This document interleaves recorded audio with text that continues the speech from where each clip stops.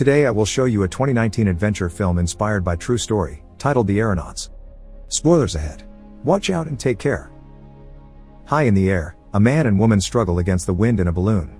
Since throwing away all the weight doesn't work, the man jumps off to save his beloved. This is a memory that has come back to Amelia Wren, an aeronaut feeling nervous about her first balloon flight after over 2 years. Her sister Antonia thinks she shouldn't fly if she doesn't feel well, but Amelia is stubborn and explains she just needs a moment. It's 1862 and most Londoners have come to see the balloon take off. James Glaisher, the scientist that will be joining this expedition, isn't too worried about the dark clouds in the sky, but his friend and fellow scientist John True is.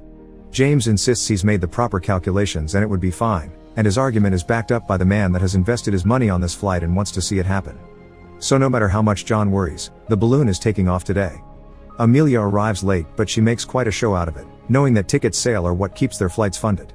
She arrives in a very colorful circus-like dress while riding the roof of her coach car, then jumps around the balloon platform making jokes and trying to get a very awkward James to play along. She even brings a dog that will fly with them, ignoring James' protests. After giving a speech about adventure and promising to break the French's record of 23,000 feet, Amelia finally frees the balloon without giving James time to finish taking notes and measurements. As soon as they are a few feet above the platform, she climbs to the balloon hoop and drops the dog, who has been carrying a parachute all along, and makes a safe landing as part of the show. As they fly above London and admire the breathtaking view, James takes out his binoculars and watches the building of the British Society, remembering how all this started. 2 years earlier, he and John climbed to a roof to watch a different balloon successfully take off. Later, James asks the British Society for funding so he can go on a similar expedition, but he's turned down. Everyone mocks him for believing the weather can be predicted as if they were fortune tellers. The insults even reach the ears of James' parents, who are as hurt by this as he is. Back in the present, Amelia changes her show dress for warmer clothes while James sends out his first pigeon with his readings. As the balloon goes higher, they enter a cloudy area, and just like John, Amelia worries about the possibility of a storm. James insists his predictions don't include a storm, but the weather soon proves him wrong. Lightning begins appearing around them and a very strong wind starts blowing, shaking the balloon along. James falls on the bottom of the basket and hits his head, causing it to bleed, but Amelia refuses to land the balloon since she knows how to get out of the storm. They just need to fly higher, making it above the clouds. The wind suddenly gives the balloon a particularly hard shake, causing James and Amelia to be pushed out of the basket.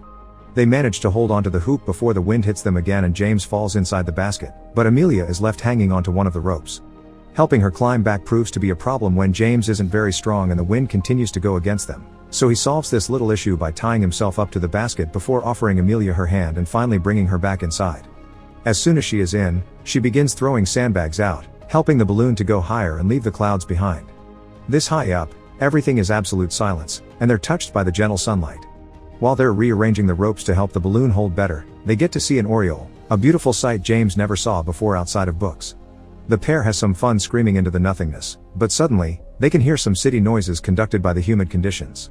Excited by this discovery, James begins taking notes, but Amelia can't help having once again a flashback to her last flight, during which her husband Pierre Wren died. After losing her husband, Amelia wouldn't leave the house, she drank a lot and wouldn't take a bath. This kept going for 2 years. Some weeks ago, Antonia got tired of seeing her like this and dragged her back into the real world, taking her to a party the family had been invited to. It was clear that Amelia wasn't having a good time there, especially since all men were too intimidated by her to approach her, all except one. James made some chit-chat with her before revealing the real reason for his talk. He needed her to accept his idea for an exploration of the sky to prove weather prediction was possible.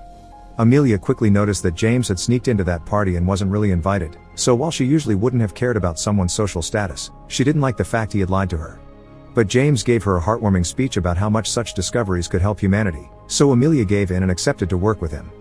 Later, when Antonia heard about this news, she called Amelia out for it, saying that she was running away from her problems and the happiness she found in the air had come from her husband, not the balloon. Back in the present, Amelia is recovering from her panic attack and hears James ask her about her husband, but she refuses to talk about him. While she takes care of his head injury, they're suddenly met by a wonderful surprise, a kaleidoscope of butterflies flying around them. James is particularly amazed by this because he never thought butterflies could fly this high even when John, who had studied them, was sure they could. This proves his friend's theory. Touched by the gorgeous moment, Amelia tells James about Pierre's love for the beauty of the world, and with tears in her eyes, thanks him for not pushing her to talk about it. Once again, Amelia begins thinking about the circumstances that brought them here. After hearing her sister's worries, she changed her mind about the trip. So she entered the British Society building, ignoring the fact women weren't allowed inside, to tell James the expedition was cancelled and that she would never fly on a balloon again. Later in the evening, James went to visit his parents, giving his mom the news but keeping them from his father not to hurt him because he was already suffering from memory loss. At least he still remembered how to use the telescope James got him, and the incoming trip as well, so he gifted his son a pair of binoculars for him to use once he reached the sky. Back to the balloon, which is starting to get covered with frost, James is allowing Amelia to help him take notes. The numbers this time are exciting. Little by little they see them go higher and celebrate when they see them finally surpass the record the French had achieved. They are now officially the people who had flown the highest in the history of humanity. After shaking hands and thanking each other for the opportunity, James sends out another pigeon with his findings and Amelia asks him to put on some warmer clothes. However, James hasn't brought any to keep the weight light, causing Amelia to want to land the balloon to avoid her friend freezing to death. James doesn't allow her to do so, giving her a speech about the importance of what they're doing and showing her how beautiful the starry sky is. Amelia remembers she does indeed find happiness in flying, not just her husband, so she accepts under the condition that she gets to decide when it becomes too much to keep going. James agrees, so she throws out another bag of sand. A new memory begins of the night Amelia changed her mind about the trip. She was visited by John, who came by his own choice and not because James sent him to tell her the trip was worth the risk. He showed her James' research notes where he had drawn some beautiful snowflakes, and admitted that sometimes James was indeed wrong. He said it would snow tonight when it wasn't. However, he also came across remarkable truths, and John thought it was Amelia's responsibility to advance the cause of science. After he left, Amelia went to visit Pierre's grave to think about it, and reached her decision when James' predictions came true and it began to snow. Back in the present, the entire balloon and even the people themselves are covered with frost. James sends out a pigeon, but it falls as soon as it tries to fly, and his last one is dead. Now nobody will know their location if something happens, so James begins freaking out. Amelia has to stop him from throwing out a bunch of their things as she points out his attitude and his now bleeding nose are signs of hypoxia. The lack of oxygen is affecting his brain. She wants to descend, but James wants to risk his life for science like Pierre did, so Amelia slaps him for it. The real story of what happened isn't heroic. Amelia had pushed the balloon too hard and the seams ripped apart. No matter how many things they threw out, they couldn't make the balloon descend, so Pierre jumped off in order to save Amelia. After hearing such a story, James apologizes for his attitude and accepts it's time to go down. Amelia pulls a rope to open the gas valve but nothing happens because of the frost, so after reminding James to stay awake not to let the hypoxia win, she begins climbing to the top to open the valve manually. This proves to be a difficult task because frostbite is starting to set in her fingers, but she pushes herself to keep going until she slips and is left hanging upside down from the rope. Thinking back about her husband's death, Amelia decides she can't let his sacrifice go in vain, so she puts herself together and begins climbing again, this time with a rope tied to her waist in case she slips again. James has fallen unconscious by the time Amelia makes it to the top. She tries to push the valve with her elbow, but it's stuck, so she must risk standing up and kicking it. This does work, but to keep it open she has to take off her boot and put it between the valve and the balloon. Right after achieving this, she falls unconscious as well, only to wake up minutes later when the balloon begins descending and she slips off the edge. Meanwhile, on the ground, Amelia's family and the British Society are worried because they haven't seen the balloon fly back yet and the estimated time of arrival has already passed. They try to stay optimistic though, because usually hearing about them means you are hearing about a disaster, so they should see silence as a positive thing and just wait. At the balloon, Amelia finds herself hanging on the rope she had tied to her waist, proving to have been a lifesaver. She makes it swing a couple of times to be able to reach the basket, and once she's back inside, she tries to wake James up. At first there's no response and Amelia thinks she may have lost him, but, thankfully, after lots of shaking, he eventually reacts to her call. He takes their final readings before taking care of her frostbitten hands, only pausing when it starts snowing to catch some snowflake for later analysis. Afterward, they sit while waiting for the balloon to finish descending, and Amelia says she's reached a conclusion to his sister's question of why she wanted to fly again. She wants everything she's lost to have meant something. In return, James mentions some of the discoveries he's made, but most importantly, the fact he's seen beauty that can't match the illustrations on books and the fact they brought stars closer, which Amelia agrees with. Suddenly, Amelia notices that the snow isn't falling, it's hovering, which means they're traveling at the same speed as it. This can only be explained by one thing: the balloon is collapsing.